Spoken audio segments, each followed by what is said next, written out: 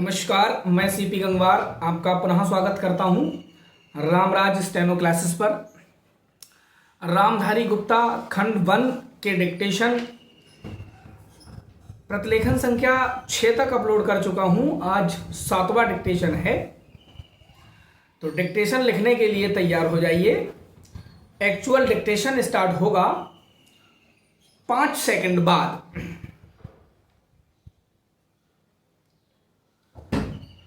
अध्यक्ष महोदय, 10वीं पंचवर्षीय योजना पर विचार करते समय सदन के दोनों पक्षों के सदस्यों ने जो महत्वपूर्ण प्रश्न उठाए हैं उन पर विचार किया जाना बहुत आवश्यक है। अध्यक्ष महोदय, 9वीं पंचवर्षीय योजना का अब अंतिम वर्ष चल रहा है और इस योजना के अंदर जो चीजें कही गई हैं, ऐसा लगता है कि उसके अंदर परिवर्तन करना कठिन है, बदला भी नहीं जा सकता। अध्यक्ष महोदय, कुछ चीजें की जा सकती हैं, उसके अंदर आज भी कुल कितना खर्च है यह तय नहीं किया गया। केवल कटौती ही निश्चित की गई है।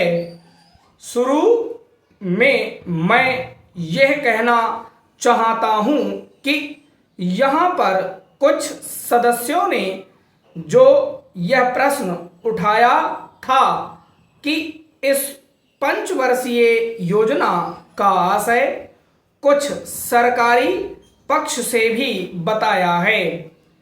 इसके अंदर कमियां हैं और बहुत सी कमियां हैं जिनके ऊपर मैं यहाँ कुछ दोषारोपण नहीं करना चाहता हूँ।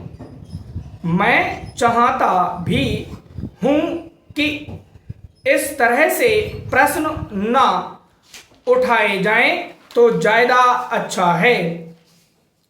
यह योजना सरकार ने बनाई है। यह योजना मंत्रिमंडल ने पहले बनाई और अनुमोदन होने के बाद भी इसमें कुछ कमियां रह गई हैं, तो यह कमी रहने का दोष किसके ऊपर है? मैं समझता हूं सदन के सभी सदस्य इसको जानते हैं। बहुत से लोगों ने दिल्ली के प्रश्न उठाए, जो दिल्ली के साथ अन्याय किया गया है, तो मैं समझता हूं इस बारे में सब आवाज उठाएं। इस बात की आज ज़्यादा ज़रूरत है। मैं यह कहना चाहता हूं भारत सरकार से, या जिन्होंने ये सारी योजनाएं बनाई, उन्होंने वास्तव में यहाँ के साथ बड़ा बुरा किया, यहाँ के साथ अन्याय किया, क्योंकि उन्होंने इस पंचवर्षीय योजना को बनाते समय ध्यान नहीं दिया कि क्या योजना बना रहे हैं, गलत बना रहे हैं या सही बना रहे हैं, इनसे क्या लाभ हानि होगा, इन सब बातों पर उन्होंने विचार नहीं किया। तो मैं समझता हूं ऐसी परिस्थितियों के अंदर यह बात ठीक नहीं है। ऐसी दशा में यहाँ पर 5 वर्षों में आने वाली योजनाएं बेकार बनकर रह जाएंगी। जो कटौती निश्चित की गई है उसको समाप्त करना चाहिए ताकि दिल्ली को हम अंतर्राष्ट्रीय स्तर का एक आदर्श नगर बना सकें। यह बहुत ही आवश्यक है यदि हम इस स्थान की उन्नति चाहते हैं। इसलिए अब मैं अपना कथन इन शब्दों के साथ ही समाप्त करता हूं। समाप्त।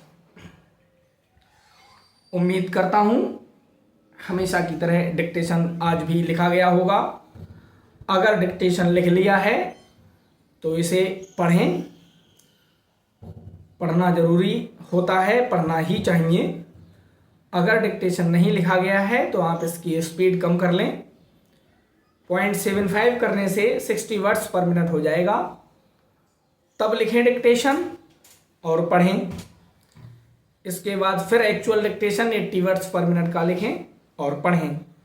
डिक्टेशन जरूर पढ़ा जाएगा, ऐसी मैं ईश्वर से प्रार्थना करता हूं। Thank you very much.